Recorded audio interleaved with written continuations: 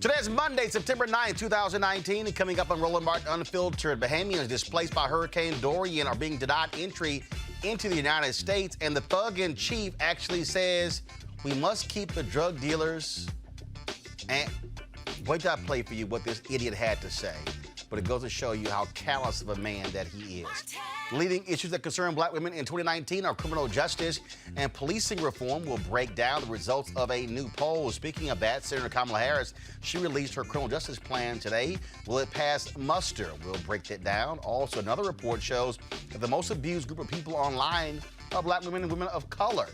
Also, on the show, University of Alabama dean resigned because of tweets about race. Alabama says that wasn't the case. Plus, remembering Joan Johnson, the co-founder of Johnson Products. And I got to talk about this with our panel. A sister online today, actually on social media, actually said that if you're a brother and you invite her for coffee, that's not acceptable enough. You must take her out to dinner. Really? Really? Ooh, I can't wait to talk about this with our panel. It's time to bring the funk of Roland Unfiltered. Let's go. He's got it. Whatever the miss, he's on it. Whatever it is, he's got the scoop, the fact, the find. And when it breaks, he's right on time and it's rolling. Best believe he's knowing. Putting it down from sports to news to politics. With entertainment just for kicks, he's rolling. It's on go, roll, y'all. It's Roland Martin, yeah. Rolling with Roland now. He's funk, he's fresh, he's real, the best. You know he's Roland Martin now.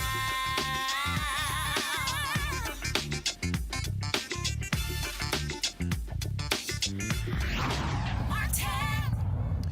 Folks, stunning video came out last night. Dozens of displaced residents of the Bahamas hoping to find refuge in the United States were kicked off a ferry headed to Florida on Sunday night. As we've been reporting, parts of the Bahamas were devastated as Hurricane Dorian lashed the country last week. Hundreds of residents are still missing, and authorities have said that it could take months to tally the dead. Now, the number, of course, right now stands at 43. 43, but folks, that didn't stop the crew, the United States crew, from making this announcement. Let you come into the USA. You all will have problems. So please, all passengers that don't have U.S. visa, please proceed to disembark. Now, for the longest, of course, individuals from the Bahamas did not have to have a U.S. visa. All they needed simply was their passport and a police report. Peter Vasquez, a yacht broker in Fort Lauderdale, who's been delivering aid to the Bahamas daily, said he has been bringing storm survivors back to South Florida, and they had no problems. The people were not required, again, to have a visa, but they did have to check in upon landing, where they were processed by custom officials, according to Vasquez. Also, Donald Trump spoke out today on this and talk about just, beyond idiotic, what he had to say. Let me pull this video up for you guys so you can hear what he actually had to say. And it goes to show you again what kind of person we're dealing with in the White House, where he literally, first of all, again, y'all, just go to the video. It did get hit, not as hard as we anticipated. And you look at Georgia, you look at South Carolina, North Carolina. I'm going to North Carolina right now, North Carolina, to have a rally for Dan Bishop. But before I go to the rally, we're going to be stopping at one of the sites that got hit very hard by the hurricane. So we're also recovering from a hurricane, but we have to be very careful. Everybody needs totally proper documentation because the Bahamas had some tremendous problems with people going to the Bahamas that weren't supposed to be there. I don't want to allow people that weren't supposed to be in the Bahamas to come into the United States, including some very bad people and some very bad gang members and some very, very bad drug dealers. So we are going to be very, very strong in that. Let me just explain. Large sections, believe it or not, of the Bahamas were not hit. And what we're doing is bringing the people to those sections of the Bahamas that have not been hit. We've done a lot of the USA aid We've done a lot of work with our Coast Guard, with our FEMA people who have been phenomenal. I mean, they have been phenomenal. So we'll see what happens. Again, talking about idiotic. Listen to him even talk. It's just crazy. Let's go to our panel. Chandra Jefferson, Democratic strategist. Mustafa Santiago Ali, former senior advisor for Environmental Justice EPA. Also, Dr. Avis Jones DeWeaver, political analyst, leadership strategist. Now, his comments came after you had a White House official who said that we are going to allow folks from the Bahamas to come in for humanitarian reasons. What this is a person led also by Stephen Miller. It is abundantly clear they do not want black people in this country. Let's extend it. They don't want any non-white person, whether you're Muslim, Hispanic. I mean, people are coming who want to come here for humanitarian reasons, and that's not good enough for Trump. And I take huge offense at him saying that there are people who weren't supposed to be there. Like what, you have ISIS taking refuge in the Bahamas before a major hurricane so that they can try to come into the United States? His reasoning, there's no logic to his reasoning other than that he does not want to help people who don't look like him. Absolutely. I mean, this is someone, first of all, he's a psychopath. I really believe that he does not have the capacity for human emotion. He's also narcissistic. He does not care about anyone other than himself. And right now, the Bahamas, actually this type of response plays well for him for his base. Let's just be very clear about this. This is a political strategy here. And thirdly, I mean, he's just someone who is, I would just say, evil. Honestly, he really is. This is another example of this. I mean, this is evil. If you look at just the devastation there, and the fact that these people have nowhere else to go. It is not enough space in the Bahamas that was not hit. Well, but here's what really transfer everybody what's so over stupid there. when he says, well, you know, a lot of places in the Bahamas that weren't hit. Okay, that's no different than when a hurricane hits Florida or hits Louisiana. Okay, there are 49 other states not impacted, but it doesn't mean that somehow that's really no big deal. The reality is Freeport is the second largest city in the Bahamas. Grand Abaco, the third largest. And so Nassau had some flooding, wasn't hit as bad. We're talking about 900, 1,000 homes wiped out. Literally, I was talking to a friend who was from the Bahamas, and she says all throughout her Facebook page is RIP, RIP, RIP. The official death toll is 43. She said there's far more RIPs on my Facebook page than 43. And Mustafa, to listen to this idiot, again, this is his basic response to people of color. Mexico sending rapists and gang dealers, now drug dealers and gang members from the Bahamas. It's a continuation of framing people of color as less than human. I've worked on a lot of natural disasters and man-made disasters, and people were always invited in to make sure, you know, they were processed, but people have always come in. So what this really is about a racist immigration policy that's broken and needs to be fixed. It is also about climate apartheid, where we separate and segregate individuals and put this tiering system in of who gets in. And a great example would be the storm also went up the coast and came over to Newfoundland. So imagine if the people in Newfoundland had to come to America, do you think that they would be turned away? And the other thing, too, is for people to have the forethought to actually have their passports after going through where 70,000 people are homeless right now because their homes have been destroyed, to be able to have the forethought to have that documentation and then be able to get on the boat and think you're finally going to go to a place where you can actually get a drink of water, where your children will be able to rest and not be afraid of what's happening, and then to be turned away, those 130 people who were turned away, that speaks to the inhumanity of this administration and their lack of understanding of why you need to have strong climate policies thought out. And a part of this is a part of the devastation that happens of making sure that when people are fleeing from the impacts, that the process will get them in.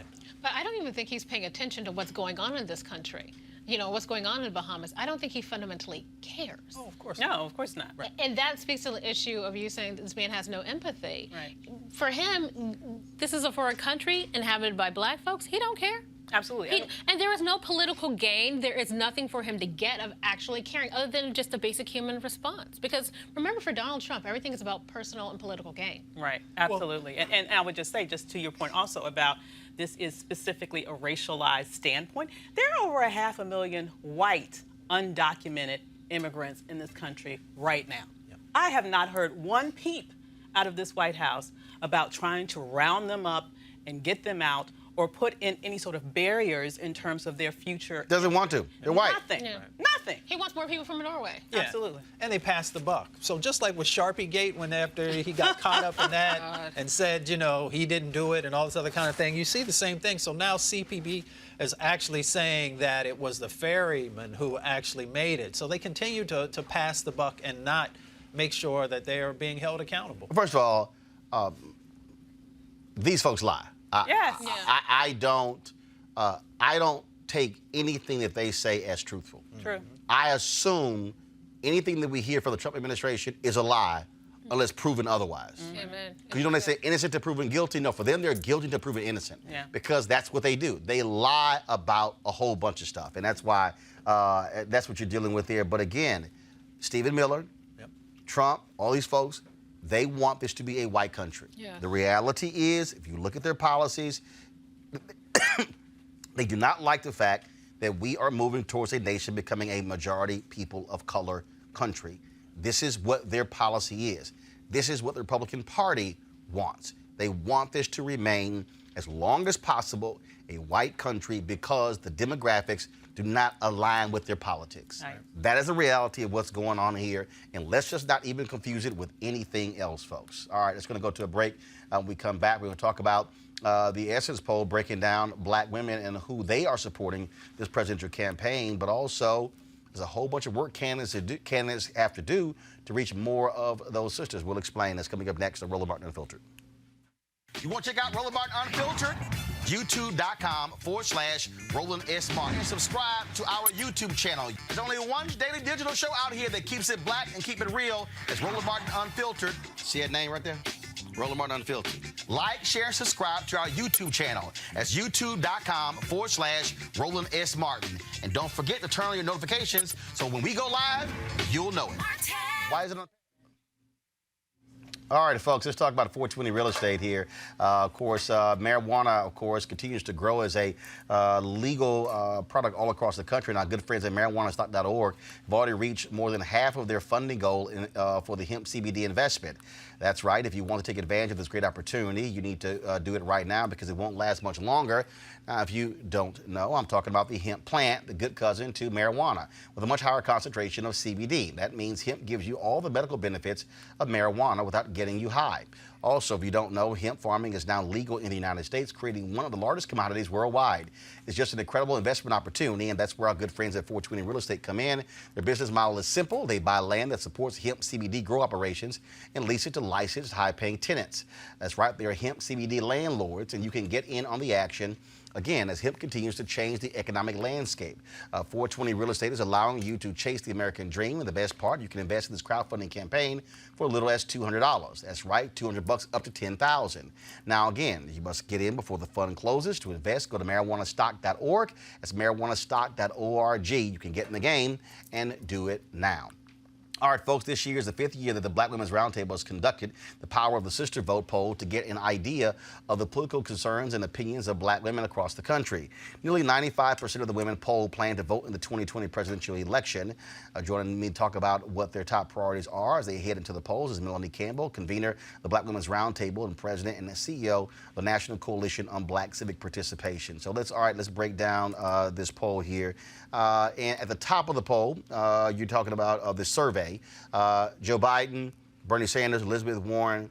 What is surprising to people is, again, the fact that the only black woman who's in the race, Senator Kamala Harris, is sitting in 4th position. What do you think? So break it down. So what do you make of that in terms of black women, in terms of who they're supporting in this campaign? Well, I think thus far.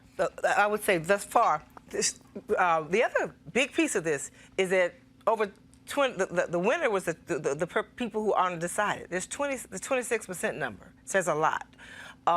When you have 26% saying they're undecided, or didn't want to identify. One of the things is that Joe Biden really has name recognition. I still believe that's a big part of it. I think black women are also showing that we're still shopping when it comes to the fact that there's no one candidate that has a lock on black women. And so I think for candidates need to take heed on that and know that they're going to have, whether that's Kamala Harris or anybody else. And I'll say this, polls are polls. With this, and we won't know for sure. Snapshot in time. Starts. Exactly. Well, it's a snapshot in time, but what we are looking at, though, is, again, for black folks, extremely, smart voters, black women, the most loyal base for the Democratic Party, is also about winning. This is about winning. And I think a lot of people don't quite understand that. I go back to 1984 when Reverend Jesse Jackson ran.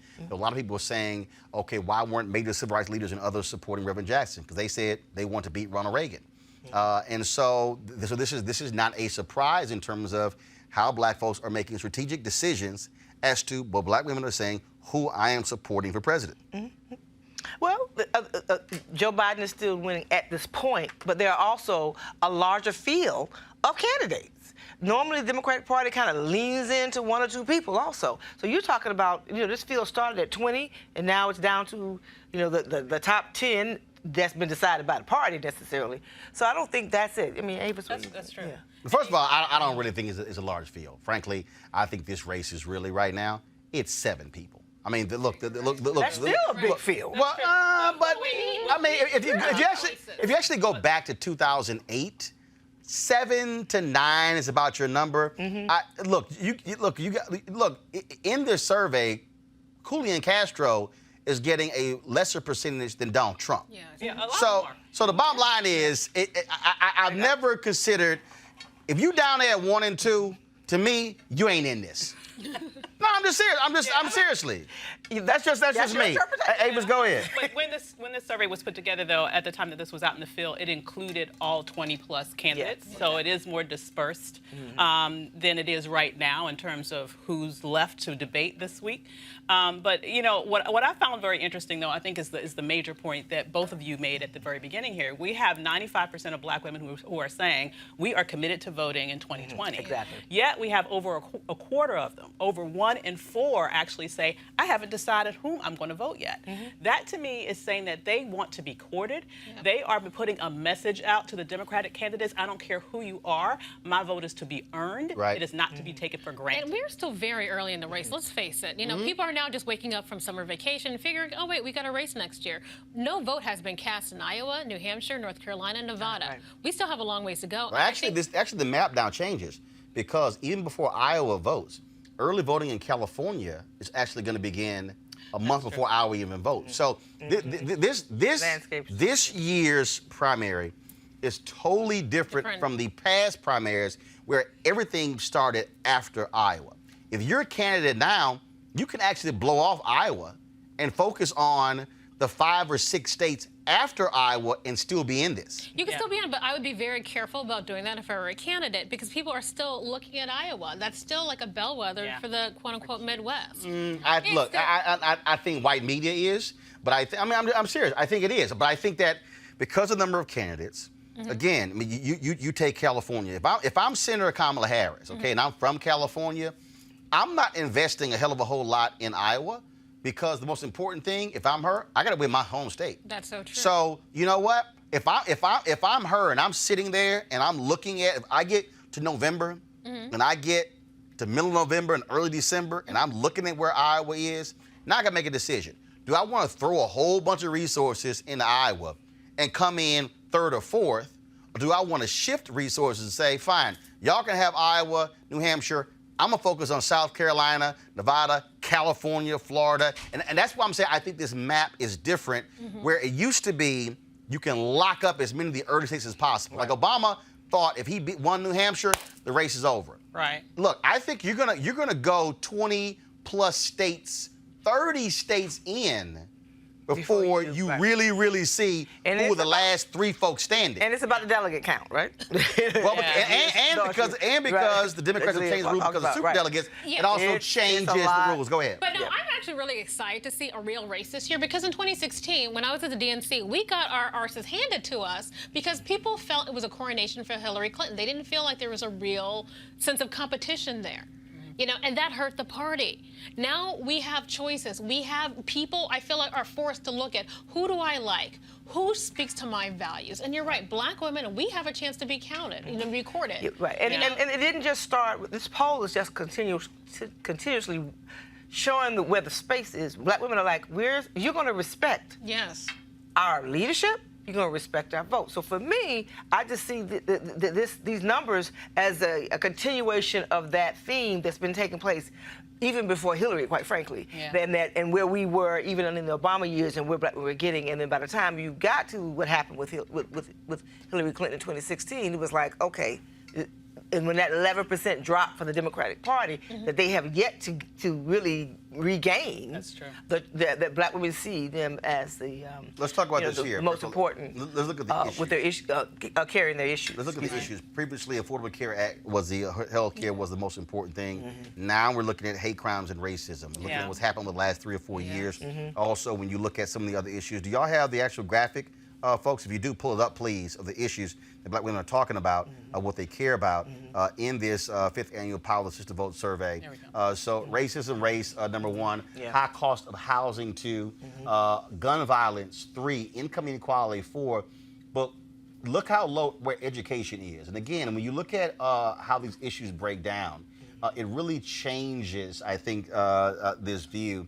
Again, what has happened with these white supremacists, Charlottesville, you have we keep doing some of these crazy ass white folks who are attacking people, calling the cops on the people. Right. I mean, this is really causing a change in what these sisters are paying attention to.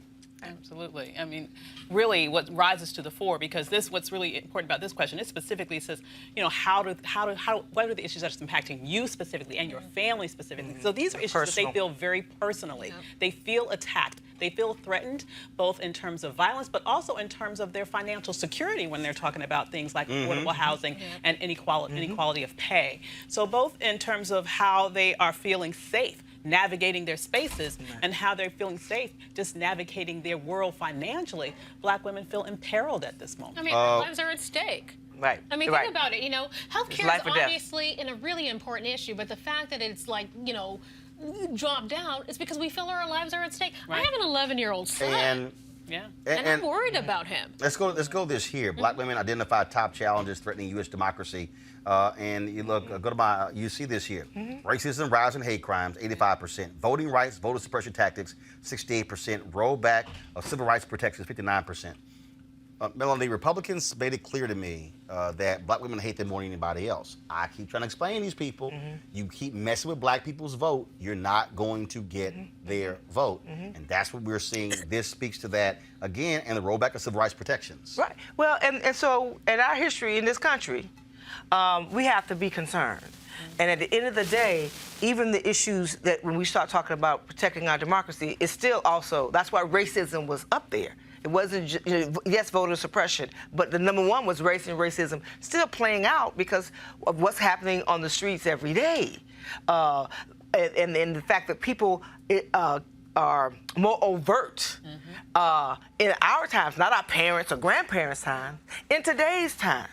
And so that reality about what's happening on the streets is real. And so I think that's what part of what's playing out, even when you ask the question about what's impacting the democracy in this country and race and racism. And so all across the whole poll this year, race plays a really critical factor, racism. And then all that ties to what? White nationalism. What's the attacks that are being taken place, even when it came down to gun violence. Really, I think, you know, we'd have to go deeper in it, obviously, because I'm not the researcher here, right? This is my opinion, right? But just understanding that, you know, these issues are playing out, and race is really, really critical. Absolutely. So again, I want to go back to let's pull this up right here. If overall, if you were to vote today, who would you vote for? And actually I said fourth, but actually it was third. So overall, this Joe Biden 25%, Kamala Harris 15%, Elizabeth Warren 12%, Bernie Sanders 10%, then Cory Booker, Beto O'Rourke, Andrew Yang, Donald Trump is at 1%, Castro, Buttigieg, Kirsten Gillibrand, De Blasio, all the rest of them people. But if you first of all, Castro and Buttigieg still in the race below Donald Trump among black people, that should be a concern. But I do want to talk about Senator Harris at 12%. Okay, excuse me, at 15%. First of all, that's only 3% ahead of Elizabeth Warren, only 5% ahead of Bernie Sanders. That to me, I'm going to bring Mustafa in this conversation as well. This is a very, if perilous time for her campaign, because to be the person who she should be most concerned about is not Biden, it's really Elizabeth Warren. Senator Elizabeth Warren is making inroads among black women. And here's, I think, what this does. And I'm going to start with Mustafa and I'm going to come down the line here. Here's what this does. If Senator Harris is not able to garner a significant portion of that 26%, not only does it put her chance to win the nomination in jeopardy, I think it also imperils her from even being the VIP nominee. Yeah. Your thoughts? No, that's exactly right. I mean, and you know, let's talk about the VIP second. So there is no reason why Senator Harris has not locked up the black vote, the black women's vote. You know, she has all of the sororities who, some of them know her. Not all of them. First of all, she's an AK, so she doesn't have all of them. That's true. She has That's my true. sorority. Yes. That's true.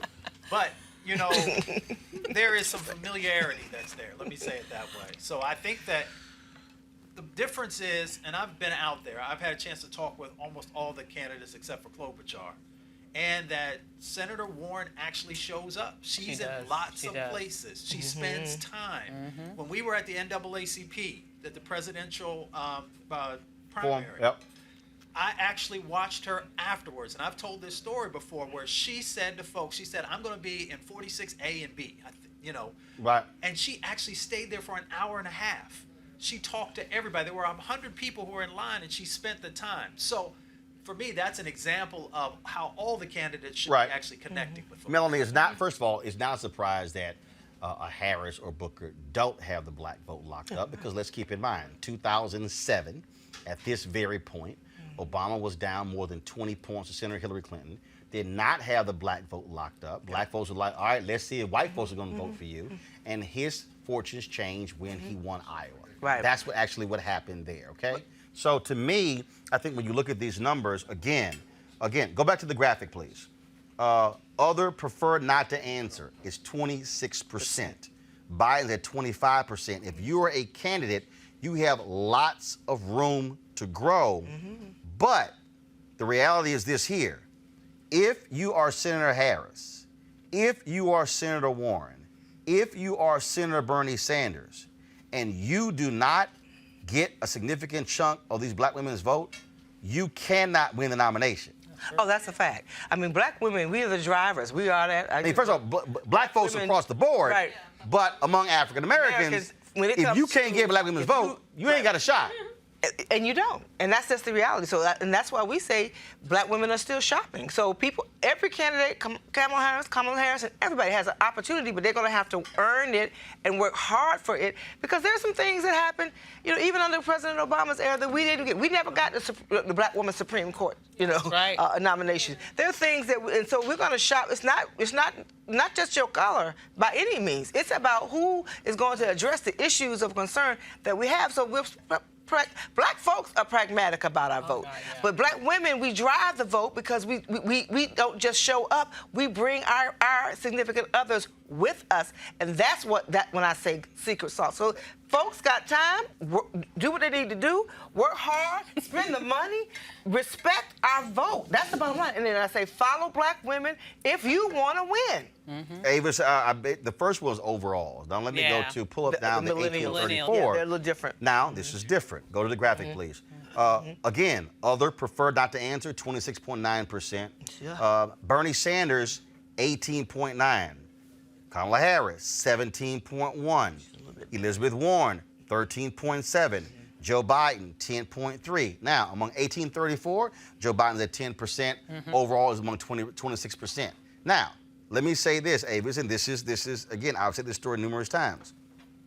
If you're 1834, you're millennial, you're Gen Z, and you think you're all of that, this doesn't mean a damn thing if you don't go vote.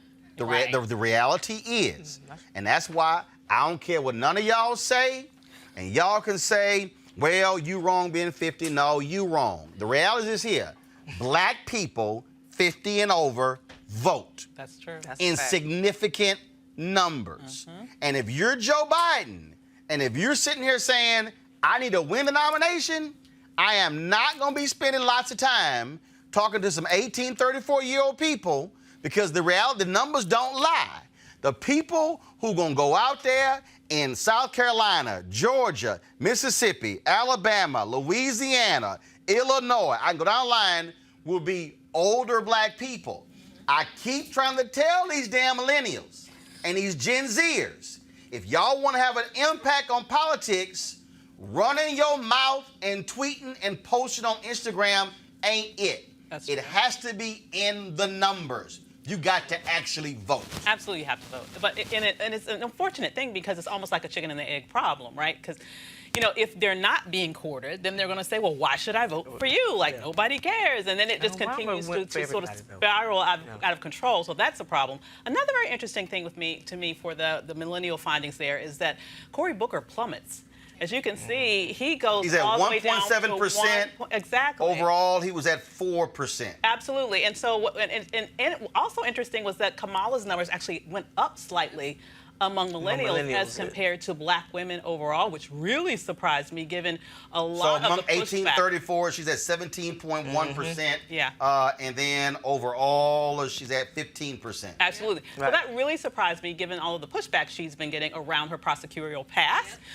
But the bottom line is, in terms of your other question around why aren't the black candidates doing a little bit better, I think another slice at this, Mel hit it brilliantly when she said about how the disappointments, quite frankly, that many of us still feel following the Obama administration about those things that didn't happen, that perhaps many of us wish had happened.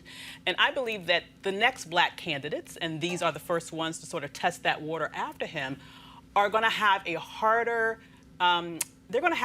time gaining the trust of black people than he did, because they will say, a lot of us say, well, you know, we voted, we hoped, we expected, we got you in office not once but twice, and though there were many things that happened, there were a lot of things that didn't, and we see other communities in some circumstances seem to be more directly addressed and more publicly addressed than ours. And so this next group of black candidates, and frankly, I believe every black candidate that comes after him is going to have to work even harder to get the black vote. Deshandra, any of these black candidates, I don't want to hear none of that. That's great. You know why?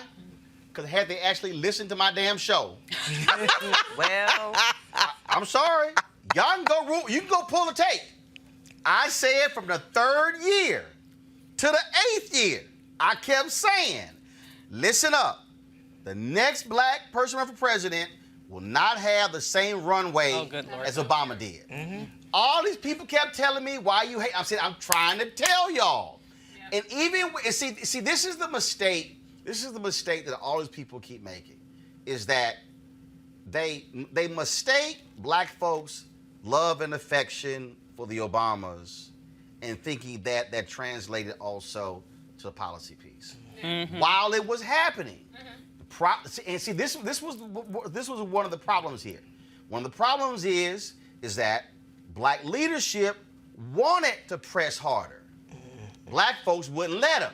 That's true. Because black people penalized black leadership. Yeah, they did. I mean, I can do a roll call. Amen to that one.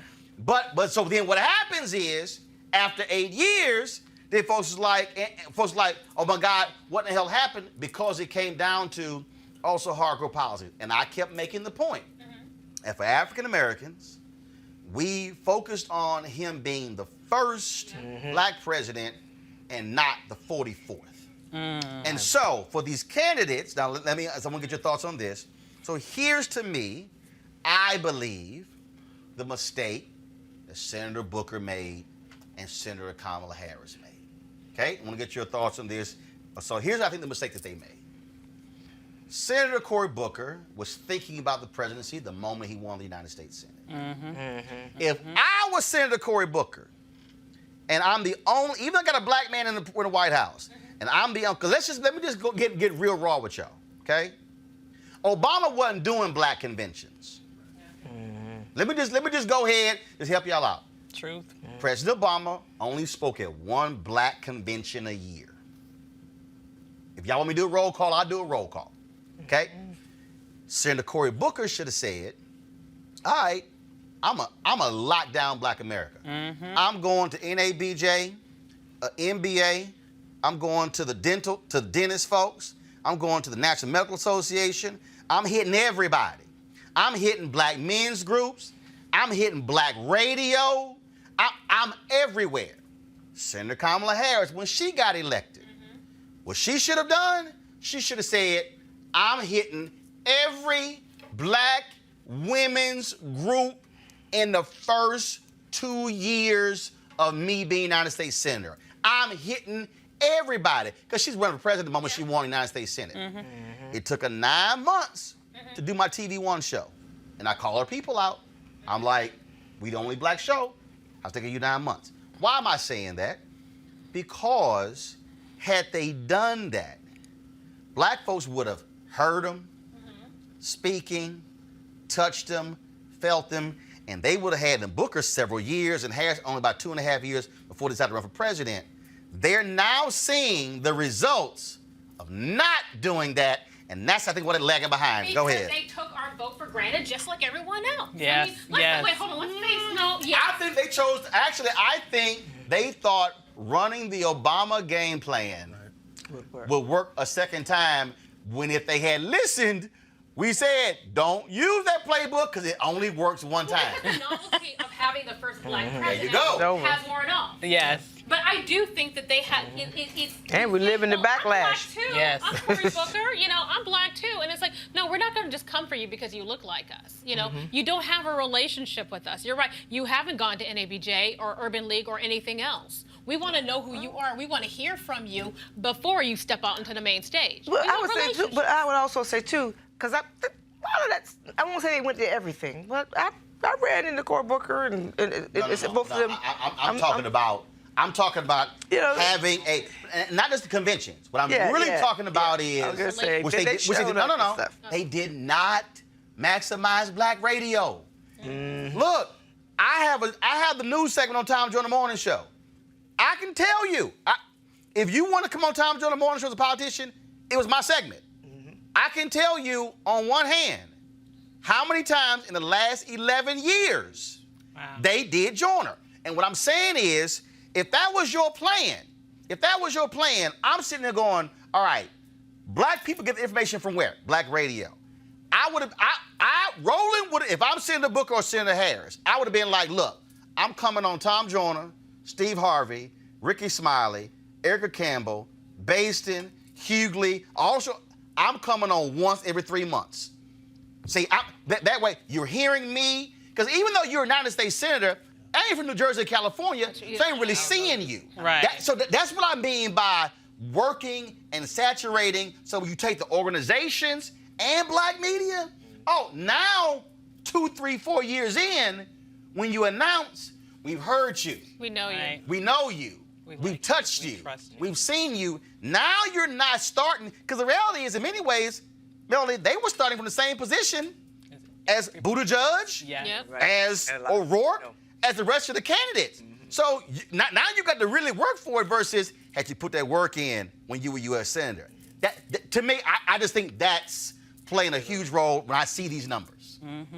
But see, no, I think Lot that's of work taking to us. do. I think that's taking no, they us gotta for put it in. granted. I really think that in some ways that's taking the black vote for granted. They think it's going to be automatic. Here I am, a black candidate. I'm coming before you. I need you to support me, just like you supported Obama. They haven't put in the work because they haven't been thinking about us in that way. And now that they're stepping on the main stage, they're disappointed. I think Santiago, again, I think when you cannot, the Obama playbook, toss it. Yeah. It's not going to work again. It's And not. It didn't work after people tried to use that playbook after Obama won and ran for certain 2016, seats. I'm like, yeah. oh, call out folks' names. I will. I will. Artur Davis tried that bullshit in Alabama. Got his ass whacked. See, Melody, Melody want to be all. She's coalition builder. Yeah, she coalition builder. I ain't building no coalition. I'm giving to y'all. I'm giving it to y'all raw, uncut, unfiltered. The reality is what you have. Y'all, this is the most basic thing in the world, okay? I'm just going to use media. This ain't no different. I've been gone, so I left CNN in April 2013. We 6 years out. I still got my black base. Why? Because I cultivated my black base while I was there. Right. I didn't leave TV One when I joined CNN. I stayed with TV One. Yep. I don't care who you are. Don't lose your Always lock down your base. That's Right. Because your base is what you build on. Always. You don't try to build over here. You got to lock down your base. The entire Democratic Party needs to learn that lesson. Let's just be real. Yeah, The not just entire Democratic Party. But we need to understand what is our base, because we keep chasing these disenfranchised white voters. We keep Right, chasing they're not these the people. base. They aren't our base. We need to let them Exactly. go. Let God. And the reason this survey is important is because, Melody, it's about numbers. And see, this is the mistake I guarantee people make. If you say Democrats will get 90% of the black vote, no, the issue is not will you get 90%. How many It's votes? how many. Right. That's right. That's a fact. 2.4% drop Like, we're gonna in vote. 2016. But we're not going to do that extra step. Can you increase the Can right? you get us to overperform? Overperforming is beyond what's normal, right? And so in 2016, we showed up, but folks can say whatever. I was on the nonpartisan side. I'm just saying, in Florida, I was there. Not enough was done. That's a fact. Oh, So a lot of I-4 corridor was not done, taken care of.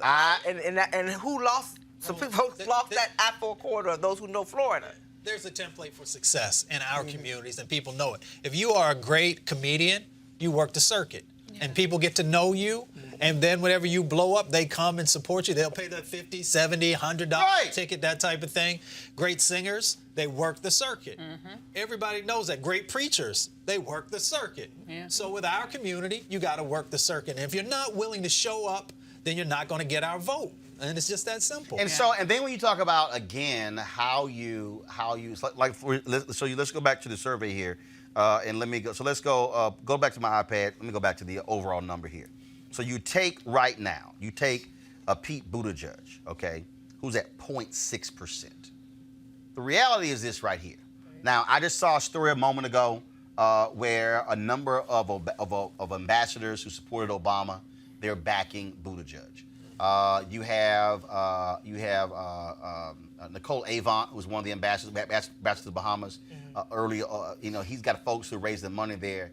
But again, candidates like that, it's like, Doc, at the end of the day, you can sound great, you can get all the praise you want from mainstream media, but you're gonna have, if you're a Buttigieg, you can't have an event at the Harold Washington Cultural Center in Chicago, and it's packed with white folks from Hyde Park. Yeah.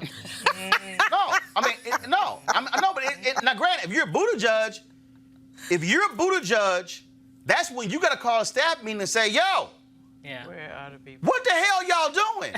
I can't be at the Harold Washington Cultural Center, okay, in Bronzeville, and it's lines of white folks from Hyde Park. I mean, and that's one. So Buttigieg, he hired Brandon Neal, okay, and I can tell you right now, I thought within the first 48 hours, Brandon was connecting him with critical black folks, and so he had black folks on his staff, but it's also what black folks you have. That's true. Do you have black folks who are in the know? Do you have black folks who are really involved in this? And I dare say, so I'm going to merge this with a couple things. I'm going to talk about Senator Harris's criminal justice plan, but also the debate on Thursday while all are here. To me, debate, Thursday night, Texas Southern University, HBCU, out of all candidates, she got to crush this thing on Oh my Thursday. God, she got She to. lost She all got the to. numbers she had from the first She got to. debate. I mean, Yep. first of all, you're on an HBCU campus in 3rd Ward in Houston, historically black neighborhood. That's called home field advantage. Now, For real. you If know they how don't to take stack that. advantage. but here's her problem. Elizabeth Warren finished from the University of Houston, which is 3 blocks right down the street. You literally can look down the street and go, I can see University of Houston. So Harris is going to, and it's, to me, she has to crush it Thursday. Yes. Because she got to regain some momentum after losing it. And so this criminal justice plan that she dropped, if you're taking a look at it, your thoughts on it, because again, we have progressive prosecutors right now. She has to deal with her record as a prosecutor when, for black women and across the board, criminal justice reform, mass incarceration is the #1 issue being talked about. And you got Trump, who's touting the First Step Act. Yeah. I mean, I think she's making some really good moves right here because she's not talking about just on the federal level. She's also taking it all the way down to the local level. That's a part of that plan that she has.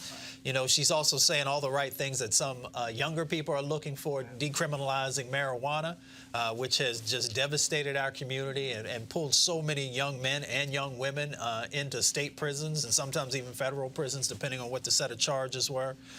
You know, folks care about the death penalty and making sure that that's no longer in place because we know it disproportionately impacts our communities as well.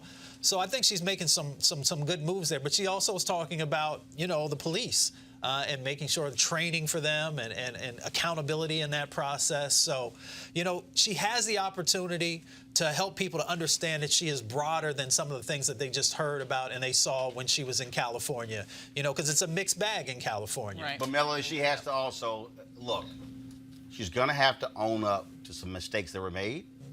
And I think you got to confront it. Yeah. I think you got to be, because at the end of the day, look, Tulsi Gabbard nailed her in the last debate on it. Her response was not strong. It was pitiful. And guess what?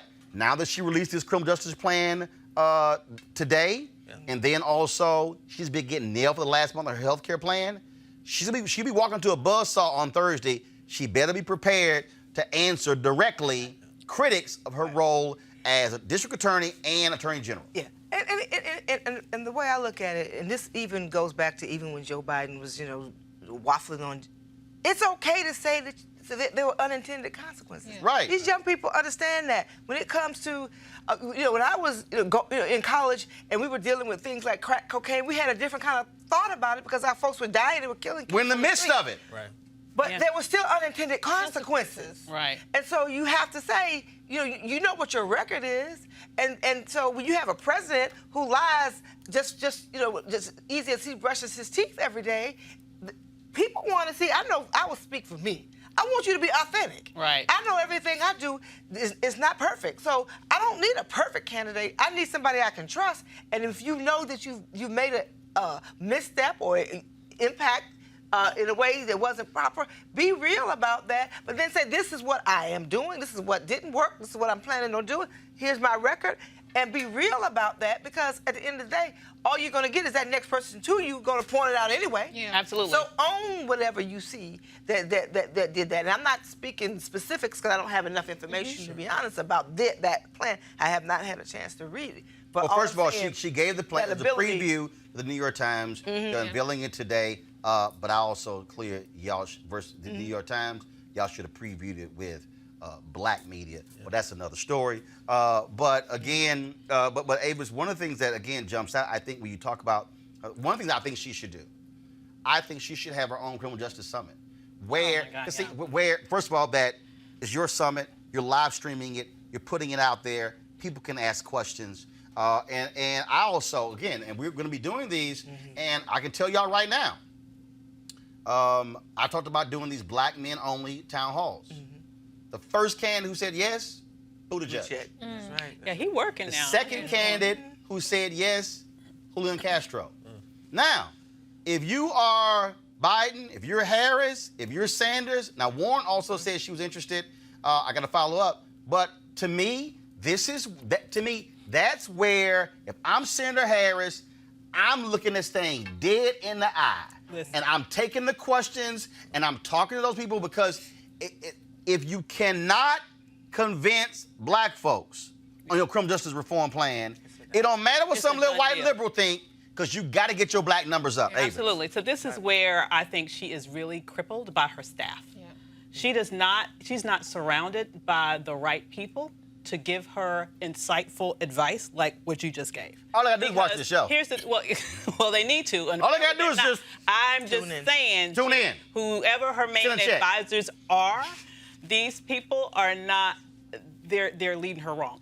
Number one, I like the plan, but she waited too damn long to pull it out. She did. I don't understand why it took this long for it to come out when she knows from the very day that That was she gonna be a hit. announced. That's gonna be a hit. It was like it was already coordinated, these attacks, and a lot of it was misinformation, to be perfectly honest, against her, and she never ever addressed it. Number one. Number two, I don't understand why the Tulsi thing was a surprise. She should have expected that, if not from her, from somebody, because it was out in the atmosphere.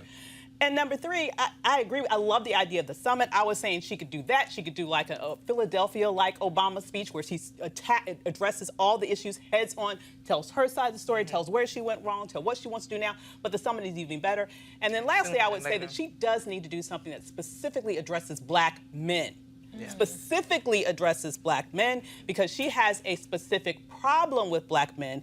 Part of it related to the criminal justice issues, Right. but let's also be petty, okay? Part of it related to the fact that she's married to a white man. So she needs to figure out a way to connect with black men so that they see her and respect her for herself and for the candidate that she is, and not for all of this sort of vile innuendo that keeps circulating throughout social media. Deshandra, again, when I look at these numbers, I think if it's number one for black women, criminal justice reform, mass incarceration. If you notice number one for black men. Yeah. And then you're going to have Trump running around talking about his appeal to black folks, because what Yeah. Trump knows he can't get black women, okay? He already knows that, okay? What he's trying to do is he's trying to get 15% total black support. Yeah. And what he's trying to do is to put the black male support at 85% for Democrats, because last time it was 94 for Hillary Clinton, 94 for Hillary Clinton, and it was about 86, 87 for got black like men 13%, for yeah. Hillary Clinton. Right. Okay? Yeah, It was a 9-point gap. Also, it was a 9-point gap between black men and black women between Obama and Romney. So this gap between black men and black women for Democrats It's exploiting it. ain't It's because real. of Trump. It was there with already- Obama Romney. I'm just saying they might want to pay attention. Your final thought on this? Well, no, topic. he is definitely going after black men, and you see that with his digital spending. He realizes that's an opportunity for him. He's written black women off. But, you know, when he asked in 16, you know, why not vote for me? What do you got to lose? Some people were looking around in the barbershops and like, yeah, what do I got to lose? You know, like, let me try something different, because the Obama years didn't lift me out. You know, I'm still here. I'm still in the same place. That's one thing we have to acknowledge. You know, we cannot assume that we have a lock on the black vote. We cannot assume that he is not making overtures to black men. But going back to the criminal justice plan, it's a day late and a dollar short. I mean, Biden came out with his plan. Elizabeth Warren came out of her plan. Julian Castro, you know, forget the low numbers. He's been talking about He's been police, on it. and he's Right. had some really good things to say in debate. No one just knows who he is, but he's had some really insightful things to say. This is her Achilles heel, and she's just now addressing it. Yeah, it's crazy. Right. If you knew this was going to be a problem, that should have been one of the first policy Absolutely. things you put out of the gate. Now, of course, now you're allowed to build up. The reality is, final point here, Melody, it's a huge swath of black women who are sitting there waiting to be courted, waiting to back somebody. The race really begins after Thursday. I always said October 1, when the race begins. Yeah, I said all the rest of this crap, this is preseason, this is training camp, preseason ball.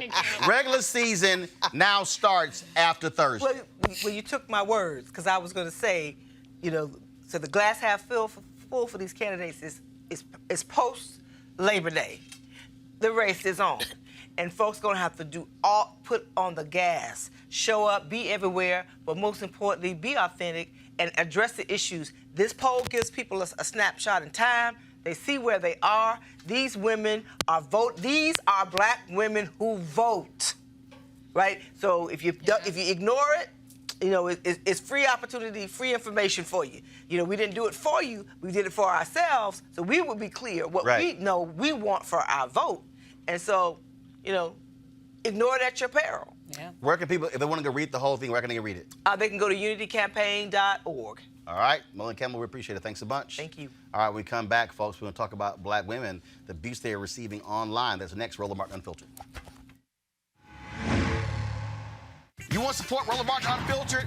Be sure to join our Bring the Funk fan club. Every dollar that you give to us supports our daily digital show. There's only one daily digital show out here that keeps it black and keep it real as Roland Martin Unfiltered. Support the Roland Martin Unfiltered daily digital show by going to RolandMartinUnfiltered.com. Our goal is to get 20,000 of our fans contributing $50 each for the whole year. You can make this possible.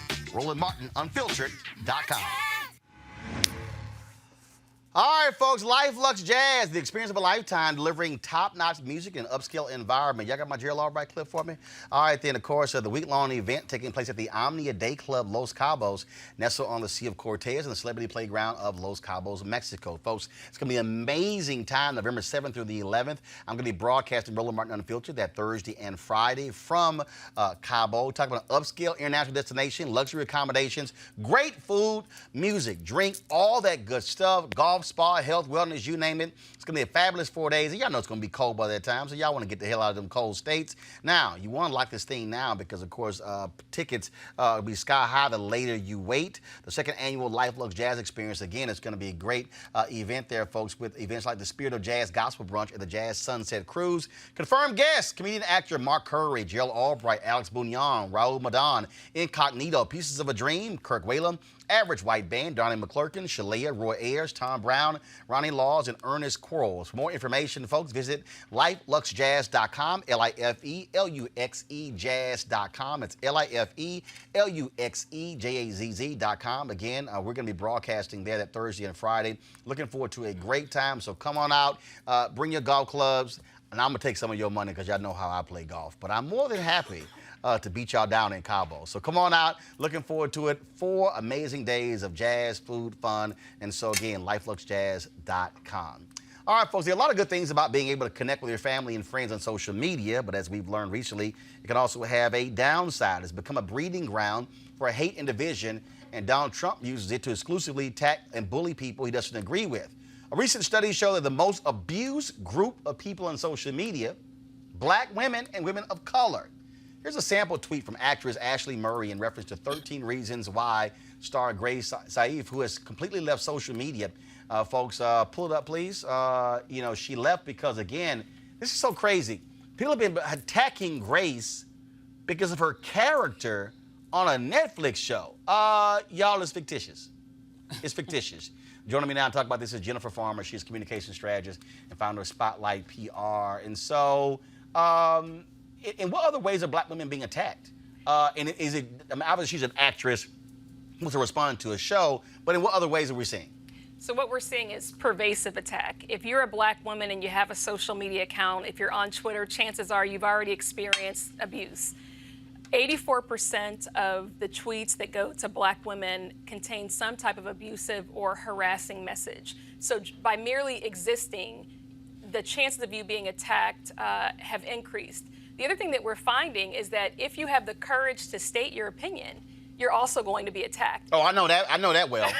Oh, yeah. Avis knows that well. Right, do. Right. And the Absolutely. attacks are vicious. So when I wrote the article for The Root, I was looking at comments sent to Senator Nina Turner, who's a 2020 co-chair for Bernie Sanders. Yeah. And I mean, some of the comments to her were things that she was a fucking idiot, that she was paying Senator Sanders was paying her to have sex with him. I mean, just brutal. Nothing about policy, but the lower they can get, that's what's happening. Right. It's also, when we talk about those level of attacks, crude, sexist in many ways, and it is hard for some people to deal with this on every day. I mean, I know a number of people who just simply say, you know what, I'm done. I got to just completely log off, or like Grace did, delete the account. Right. I mean, people tend to think that because it's social media that there is a barrier, but all of us are human. And when you receive the level of attacks that we're seeing on social media, again, this is pervasive, it is hard not to let that impact your psyche. And so people from all walks of life are being impacted. And I think that Twitter has a responsibility to do more. And in there doing more. They can't go behind closed doors, create a solution, and then come back and say, here's what we've decided to do for you. Black women have to be a part of the solution to make Twitter and other platforms a place where they can feel comfortable expressing their opinions. Question. Oh my goodness. So what would you like to see Twitter do? I hear you saying bring Black women in as part of the solution so there can be dialogue and strategy, but do you have any sort of top of mind suggestions that you think could be some easy fixes, that maybe not complete fixes, but some quick things that the organization could do even before then to start to mitigate some of these damaging Well, effects? I'd like us to take a look at the algorithms that they're using to even flag the abuse, because I've heard many people say, look, we've reported it. They've said that it has not violated our policy. So what algorithms are they using? They also need to be more forthright with their data. The report that came out by Amnesty International said that they have been trying to get accurate information on the scope of the abuse. Even though we know it's a lot, we don't know how much, but we know that it's a lot. And so I think they need to be more forthright with that data. Absolutely. I was looking at actually, like the article and the report, and it was showing that Black women are more likely to be abused on Twitter and social media platforms. And Black men was maybe, it's still higher. It was like maybe twice as much. But how do you address, again, those racial disparities? I mean, like without violating any type of First Amendment, issues? So to me, what's happening on Twitter reflects what we're seeing happening in the workplace, what we're seeing happen in the rest of society. This is not a coincidence. I think that Black women struggle in many respects to be given our due, to be paid what we're worth. The maternal health challenges, are they're staggering. And so I think what we're seeing on Twitter is a manifestation of how Black women are faring and how we are perceived in other parts of our life.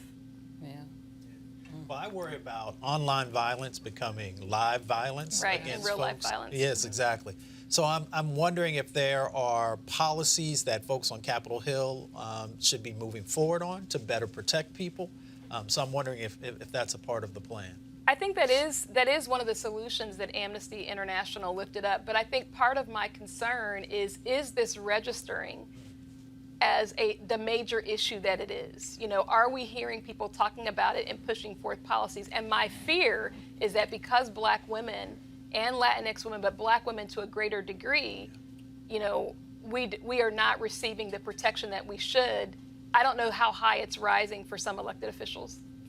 All right. Well, Jennifer Farmer, we surely appreciate it. Thanks a bunch. Thank you. All right, folks.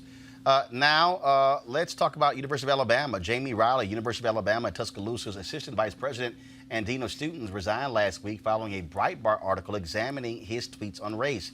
The article included screenshots of Riley's tweets on racism, the American flag, and the police from 2016 and 2017. These are some of the tweets right here. We have not had an opportunity to talk with Jamie Riley. He was executive director and COO of Alpha Phi Alpha before taking the job at the University of Alabama. It was about 6 months ago. And so we are certainly trying to reach out to get more information what's going on there. Also, folks, sad news. Joan Johnson, who helped create one of the nation's largest Black-owned companies, has died. She co-founded Johnson Products, the pioneering Black hair care company, which made products that we all use, like Ultra Sheen, Afro Sheen. She died Friday in Chicago after a long illness. She was 89 years old. She started Johnson Products Company in Chicago in 1954 with her husband, George. They took a $250 investment and turned it into a multi-million-dollar company, which became the first Black-owned company to be traded on the American Stock Exchange. Johnson's family describes her as an advocate for women. She was a trustee at Spelman College, according to her obituary, and her family plans to continue her legacy by supporting the school with an annual scholarship. She was also known for her sense of style and was a sponsor and organizer of the Congressional Black Caucus's fashion show. She's survived by her husband, George, and their 4 children, as well as her grandchildren and great-grandchildren. She certainly will be missed. Our thoughts and prayers are with her and her family and all who loved her. All right, y'all. So I was on social media today. This is our last story. And I always get a kick out of certain things that we see. And so I came across this tweet, which has actually been quite hilarious. A buddy of mine, Clarence Hill, he actually responded to this. And so let me find this tweet, y'all. So the tweet was dealing with the issue of, of course, dates. So this sister sent a tweet out, and y'all, I cracked up laughing when I saw it. And so I want to ask you, want to get y'all thoughts on this, because I said, you know what? Okay, so who's here married, who's single? I'm single. I'm Single. Single. Mustafa, you married? I'm everything. Okay. Damn, That answer is not. I don't know how you can be everything. Let's just push you off. All right. So, all right. Why we have problems with dates?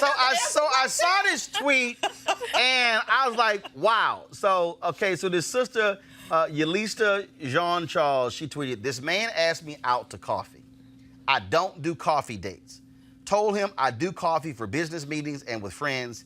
Happy to get coffee with you as friends. His next message, I'm asking me to dinner proper. Men know, they just want to see if they can lowball you first." Now, what's interesting is the responses were a trip. Okay, you had men and women who were like, okay, some people agree, some people disagree. Seriously? I think that's a little crazy.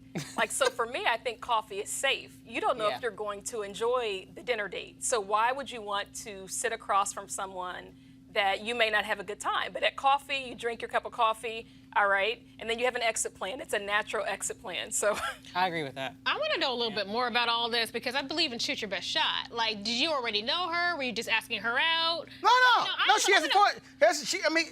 Somebody she met, going out. It's a dinner date. Clarence Hill, he tweeted, "Wrong. Coffee is a great first date. Allows you time to talk and get to know someone. See if there's chemistry. Bad take."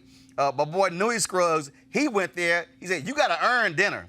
Better take that coffee and show some potential." And then people, this whole idea of starting low to me is, see, I'm with you on this one, okay? Coffee, it can be quick, okay? It's easy. First of all, you know if it's typically morning, look, at best, I got 45 minutes on an hour, okay? Exactly. I had this one sister, she tweeted, she said, "Look, I ain't trying to put the makeup on and all that sort of stuff, and then it's a horrible date as well." So so this idea of men are lowballing because it's a cheap date because it's coffee. First of all, what's the point of the date? Is it the expense being shelled out, or is it to get to know the person I'm across from? When I was a young journalist, I would be like, where are you taking me to dinner? Because you know what? I wasn't making enough. Like, I want that free meal. And I'm going to go out there. I'm going to say this. When I was young and cute, you take me to dinner.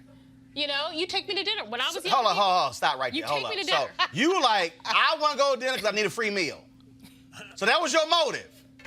when I was 23 in New York. So your motive wasn't about let me get to know this person. The motive was. I get to know you as you buying me some food and we sitting down and talking. Santiago, that's that bullshit right there. See, it ain't about. No, I got you. But so it's not. So it wasn't about y'all want to get to know you. I'm hungry. Right. And feed me. Yeah, feed me well. You should just have an initial opportunity to get to know each other, and then if it progresses, then you move forward. It's really that simple, especially now. People just want to, dip their toe in the water. And then if they feel like they really know somebody and they see something else, then they'll go a little bit further. Absolutely. At this stage of my life, I'm not trying to waste time. I'm serious. I'm not trying to. And typically, you can find out, I believe, in the first 5-10 minutes whether there's any chemistry there. Absolutely. So why, honestly, and I've actually had a girlfriend call me to help me get out of a dinner date. Right. Once. Like, Exit strategy. please, went to the bathroom, like, please call me. And Yo, I can't. First of all, I'm with you on that. I remember, straight up, I was at a jazz club, and I met this sister there, and I'm like, okay, all right, okay, I'm trying to sit here and work with this. But what really did it for me when she got to go to bed, she said, okay, she said, I got to go pee. And I was like, Really? this is over.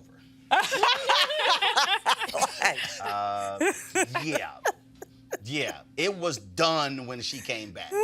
Not, I go to the ladies' room. Right. I was kind of like, She just put it all out you're there. like, I need a big See, if that was vocabulary coffee, to that. you know what? I gotta get to this meeting.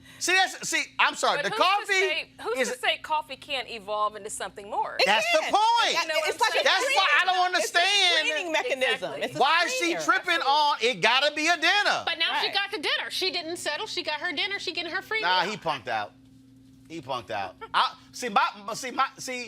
My deal would be, I'm gonna put the coffee out there to actually see what your response is. Yeah. Because here's the thing, you can have wonderful dates without spending one dime. Especially here in Washington, D.C. We have all Sustained. these amazing, beautiful, free museums. I mean, that's like one of my favorite places to go. You don't have to spend a dime for that. And so to me, this thing about, well, you know, it has to be at a certain level of money exchange for it to be a good date. It's just Right. complete fiction. Well, the other deal is this here. Well, first of all, I think the museum thing is like a 5th or a 6th date. That's true, because it's hard Because to I get out ain't, of I it. ain't trying to be with your ass at the National, at the Black Museum, and For we on real, the 'cause you second in there for floor, hours. and we got 8 floors left. You know, I ain't trying. Went to dinner. I'm trying. That's right. I'm trying to ditch your ass if it just ain't there. That's The reflecting pool, you gonna head out. that's right. Okay. That's why I think the coffee. But first of all, responses like this to me really reveals the person's motive. I think because at the end of the day, to me, a date is to get to know the person. That's what it's about. So to me, it's not a matter of whether it's coffee, whether it's lunch, whether it's dinner, whether we meet for drinks or whatever. It's actually to get to know the person. If you are trying to place a monetary value on this encounter, well, no, it's got to be this, and I got to see what he's spending. Because first, what happened? I don't know your ass. What happened to Dutch? Well, I'm not Hey, going that well, far. let's not Yeah, go. let's Let's not go there. that Oh, hold up. minute. Oh, what? Oh, not ain't with. dead, okay? Hey, ain't dead. I don't know you that well. You know what? I think Y'all see how they respond when you throw out Dutch. Yeah, that's a little. I thought y'all strong, powerful. I got my own thing, Black women. What's up? And that's how I Okay, keep go my ahead, own thing. Deshandra. Go ahead. You know what? Let me tell you what I like about dinner, because you're sitting there uninterrupted. I'm not saying you have to go to Le Cirque or Le Diplomat, but just go somewhere and have a nice meal and talk to someone. Now, if I'm going, if I'm doing online dating, yeah, maybe that first encounter, the first time we're meeting, we'll sit down for coffee just so I can fill you out, make sure you ain't crazy. But I'm sorry, I do like being courted. I like being courted. I like I think chivalry. it's a problem if the first date and the second date and the third date he's trying to do coffee. Now, Yeah, after now that that's the second problem. date, Right. no, Yeah. that's an issue. Well, Absolutely. The beauty Yeah. of working in nature and the climate and the environment, I used to actually take folks and we would walk along the water so we could See, actually that's a talk. nice date. And I could figure out what your vibe was. Yeah. And then if Yeah. your vibe was that we want to take this to the next level, then nice dinner, play, whatever it might be. What the hell you bring? concept. Bottle of water? What you bring? I mean, you know. We was walking and talking, bro. We was I walking. mean, damn. I was like, what? Yeah, and you know, you can grab some Cliff ice bars. cream or you could get something else. No, there was no food involved. It was about getting to know the person, feeling their energy, and and I know it's Y'all know about to have it's about to be a whole bunch of Negro environmentalists right now. It's about to be a whole bunch of cats who are gonna be into the environment after Santiago made his point. Like, yeah, I can just go here. Right. Hey, we just gonna walk. No, I'm an environmentally conscious brother. I don't necessarily. So I would rather not. I would rather not deal with straws and deal with paper and those products. And so maybe you could bring your swell bottle with you and fill it up. So we could be environmentally conscious. Then we can walk. So it's fitness and the environment together. See, you know some players right now are watching like, hold up, Mustafa, that's a me good one. take I some can notes. work that one. It's like, I can work that one. Yeah, okay, all right. I see what your game is. Right. He like, I ain't spending the damn thing. We walking. I'll give you some poetry at the end if I'm Oh, see, that's nice. Let me tell you, that works. I can tell you right now, that's gonna work. That will work with women. That's why he's Avis married. fell for that Yeah. bullshit. Look at her. She fell for it. Y'all, he said, we gonna take a walk. I'm gonna drop some poetry at the end. She could be like, I'm thirsty. I'm thirsty, Mustafa. What you got? All right. So I want to hear what y'all got to say about that. So please hit me with some. Okay, on YouTube they're saying Dutch first date. Somebody say you ain't coming to my home. Stop by the food cart for a taco. Sylvia, man, sister can't get good coffee. Damn. Let's see. Damn. Okay, this one dude here. He don't give it. He totally unfiltered. Black women are too obese for restaurants. Take them to all-you-can-eat buffet so you know how much it costs up front. Oh, he ain't getting no date. Bishop Eddie, that's why you probably lonely as hell right there. Let's see. Yeah, it's best to be single and just have friends. Somebody said, hell, Mustafa, we walking. And let's see, not on the 5th date. Okay, Angie B said, take me to Olive Garden. Okay, you want them breadsticks, I see. And let's see what we got here. Somebody said dinner. $100 is your limit. Damn. I can do that. That'll work. $100 will work. Your bougie ass right there. Okay. Cause she threw up. You ain't gonna take me to Le Cirque over that. What? Rosika. See right there. You know? Right there. Y'all, take the Chandra to Red Lobster, please. I eat there no. too. So she I eat tripping. there too. Go get them cheese biscuits. No, don't do check. Go ahead. All right, y'all. So that's interesting. I want to hear y'all responses on Periscope, Facebook, and YouTube as well. So, all right, we are done. I'm going to see you guys tomorrow. Don't forget to support our Bring the Funk fan club. Go to RolandMarkUnfiltered.com. You can, of course, support us via Cash App, PayPal, and Square as well. All your contributions go making this show possible. Don't forget, this week I'll be broadcasting in Houston Wednesday and Thursday. Democratic debate takes place at Texas Southern University on Thursday, so we'll be there. And then, of course, we'll also be broadcasting from CBC on Friday. And so we got that. We got some events taking place tomorrow as well.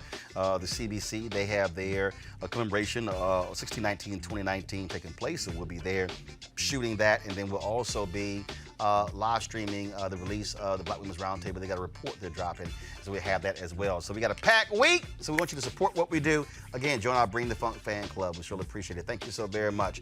All right, folks, I got to go. I'll see you tomorrow. Hi!